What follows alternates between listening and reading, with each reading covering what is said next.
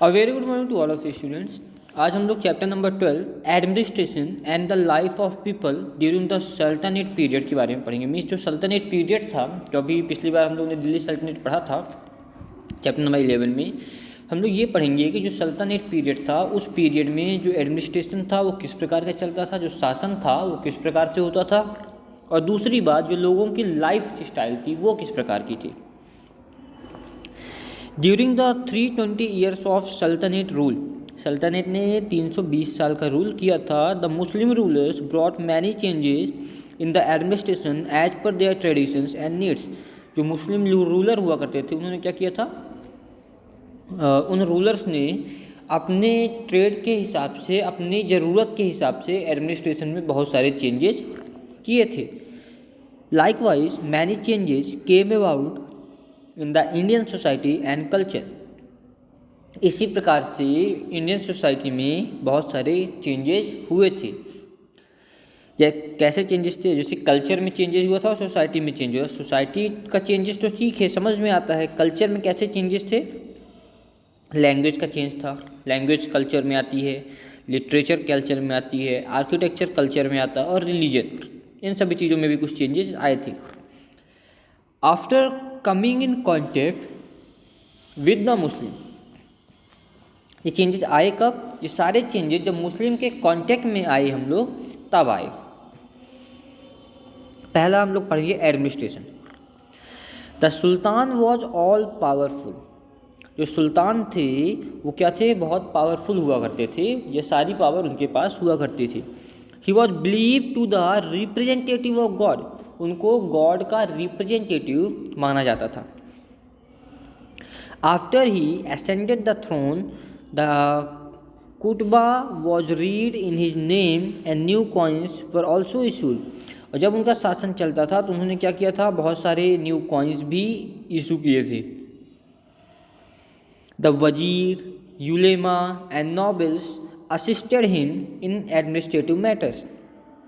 उन्होंने वो क्या बनाया करते थे, उनके यहाँ वजीर, यूलेमा और नॉबल्स जो हुआ करते थे उनके राज्यसभा में, वही उनको एडमिनिस्ट्रेशन को चलाने में मदद करते थे।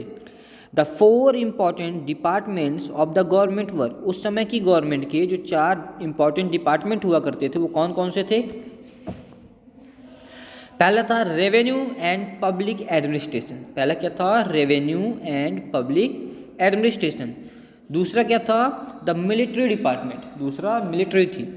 और तीसरा क्या था, द स्टेट करस्पॉन्डेंस, तीसरा स्टेट करस्पॉन्डेंस था। और चौथा था department of religious affairs and education. चौथे में वो सारे रिलीजन्स के जो मैटर हुआ करते थे वो, और एजुकेशन रिलेटेड डिपार्टमेंट बनाया गया था। These departments were known as diwani wizarat. इन डिपार्टमेंट को क्या नाम दिया गया था, दीवानी विजारत, दीवानी अर्ज,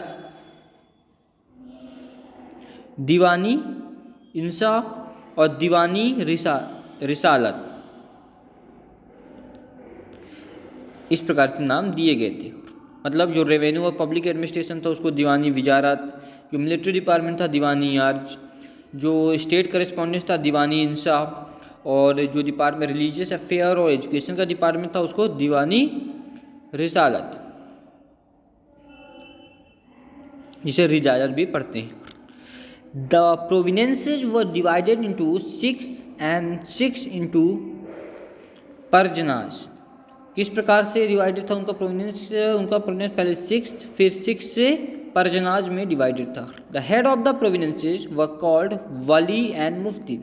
जो पूरे प्रोविनेंसेस का हेड हुआ करता था उसको क्या कहा जाता था, wali and mufti. The shiq was headed by a sikdar and pargana was headed by an amil. जो सिख था, सिख को सिकदार द्वारा चलाया जाता था, जो सिख का हेड था वो सिकदार था, और जो परजना था उसका हेड कौन था, अमिल। इसके बाद सोसाइटी के बारे में हम लोग पढ़ेंगे कि जो सोसाइटी, ये तो अभी हम लोगों ने पढ़ा किसके बारे में, उनको जो उनका रूल होते थे, जो उनके रेगुलेशंस होते थे, जो उनके डिपार्टमेंट्स थे वो किस प्रकार के हुआ करते थे। अब हम लोग पढ़ेंगे किसके बारे में, रूल्स के, सोसाइटी के बारे में। रूल्स पढ़ लिया, अब सोसाइटी के बारे में हम लोग पढ़ेंगे।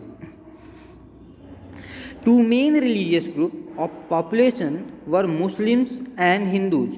उस समय जो मेन रिलीजियस ग्रुप हुआ करता था पॉपुलेशन में वो कौन कौन से थे? एक हिंदू था और दूसरा मुस्लिम हुआ करता था.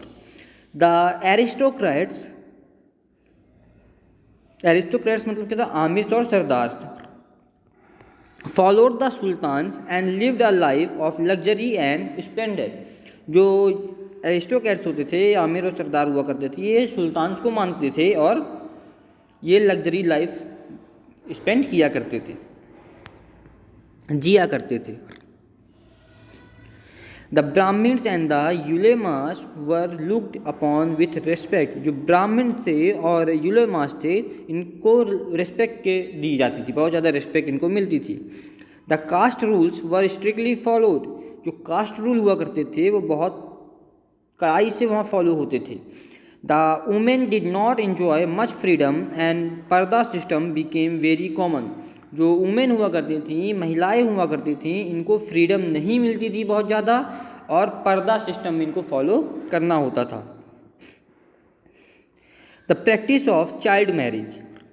चाइल्ड मैरिज की प्रैक्टिस होती थी, मीन्स बहुत ज़्यादा चाइल्ड मैरिज हुआ करती थी, बाल विवाह होता था उस समय पे. पॉलीगैमी और सती system.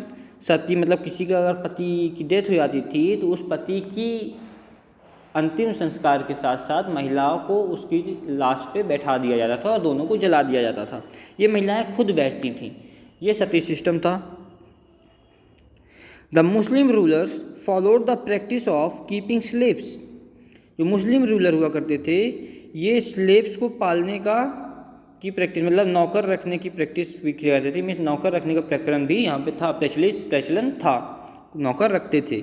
They had a large number of slaves. इनके पास बहुत सारे नौकर हुआ करते थे. It is said that Firoz Shah had 1,80,000 slaves. ये कहा जाता है कि जो फिरोज शाह थे, एक मुस्लिम रूलर थे, उनके पास 1,80,000 नौकर थे, स्लेव्स थे. स्लेव रखने का जो प्रचलन था, तो इनके पास इतने सारे स्लेव्स थे.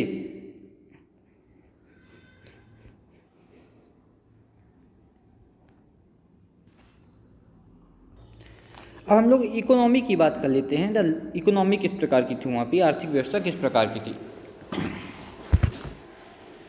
The life in the villages continue as before. Agriculture was the most important source of economic prosperity and the main occupation of the people. जो पहले की लाइफ हुआ करती थी विलेज के लोगों की, वो क्या थी? उनकी पूरी लाइफ डिपेंडेंट थी केवल और केवल एग्रीकल्चर पे. यही उनका एक मेन ऑक्यूपेशन हुआ करता था.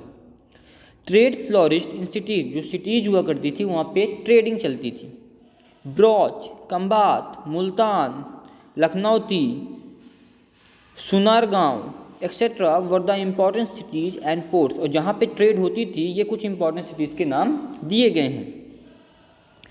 The artisans lived in different parts of the cities. जो आर्टिसियंस हुआ करते थे, जो कलाकार हुआ करते थे, वो सिटीज़ के अलग अलग पार्ट्स में रहा करते थे. There were colonies of goldsmith. वहाँ पे कॉलोनी हुआ करती थी गोल्ड स्मिथ की, ब्लैक स्मिथ की एंड वीवर्स की. इनकी क्या होती थी? वहाँ पे कॉलोनी हुआ करती थी. The goods were bought and sold at the haat bazaar. जो गुड्स थे, जो प्रोडक्ट हुआ करते थे उस समय, उसको कहाँ बेचा जाता था या कहाँ ख़रीदा जाता था? जहाँ पे उनको बेचा और ख़रीदा जाता था, तो आज हम लोग बाज़ार बोलते हैं ना, उसी को वहाँ पे हाट बाज़ार बोला जाता था. Delhi was the great trade centre where goods were brought from different parts of the country. Delhi एक ऐसा सेंटर था ट्रेडिंग का, जहाँ पे देश के अलग अलग जगहों से, अलग अलग कोनों से लोग आते थे और गुड्स खरीदते थे या बेचते थे. सेंटर था ट्रेडिंग का. दिल्ली बहुत ही फेमस सेंटर हुआ करता था उस ज़माने पे. Foreign trade flourished in India both by the land and the sea route. जो फॉरेन की ट्रेडिंग होती थी, इंपोर्ट एक्सपोर्ट फॉरेन में होता था, वो भी हमारे इंडिया में होता था. लेकिन वो दोनों तरीके से होता था, या तो सी बेस भी होता था और लैंड बेस भी होता था. The main articles of export were cotton and silk yarn, herbs, metallic vessels, Ivory etcetera. कौन कौन सी चीज़ों का एक्सपोर्ट होता था, मीन्स हमारे देश से बाहर जाती थी? हमारे देश से cotton, silk yarn, herbs, metallic vessels, ivory, ये सब चीज़ें बाहर जाया करती थी। Glasswares and horses were imported, glasswares और हॉर्सेज को इम्पोर्ट किया जाता था। The main source of the revenue of the state was tax on land, जो एक किसी उस समय जो स्टेट्स हुआ करते थे, राज्य हुआ करते थे, वहाँ पे जो टैक्स का मेन सोर्स था, जो पैसों का कलेक्शन का, पैसा कलेक्शन करने का, राज्य के जो पैसा कलेक्शन होता है, वो जो एक मेन सोर्स था वो क्या था? वो लैंड पे, जो ज़मीन पे टैक्स लगता है, उस टैक्स से ही पूरी इनकम लगभग आती थी। अप्रॉक्स कितनी? विच वॉज 1/2 और 1/3 ऑफ द टोटल प्रोड्यूस, मतलब जितना उनका रेवेन्यू होता था, उस पूरे रेवेन्यू सिस्टम में जो टैक्स लैंड में लगता था, उस टैक्स का ज़्यादा शेयर था। The other sources of revenue were tax on irrigation, toll tax, mineral extraction, property tax and tax on pilgrimage. और बहुत सारे टैक्स के सोर्स थे। कौन कौन से सोर्सेज थे? एक इरिगेशन का टैक्स लगता था, टोल टैक्स लगता था, मिनरल को एक्सट्रैक्ट करने का टैक्स लगता था, प्रॉपर्टी टैक्स था, और पिलग्रिमेज में भी टैक्स लगा करता था। ओके स्टूडेंट्स, इसके बाद जो हमारा नेक्स्ट वीडियो आएगा, तो हम लोग नेक्स्ट वीडियो में लैंग्वेज, लिटरेचर और साइंस के बारे में पढ़ेंगे। ओके स्टूडेंट्स, इस पार्ट में अभी हमको इतना ही पढ़ना है। आशा करता हूँ आप सभी को समझ में आ गया होगा। Okay, thank you so much.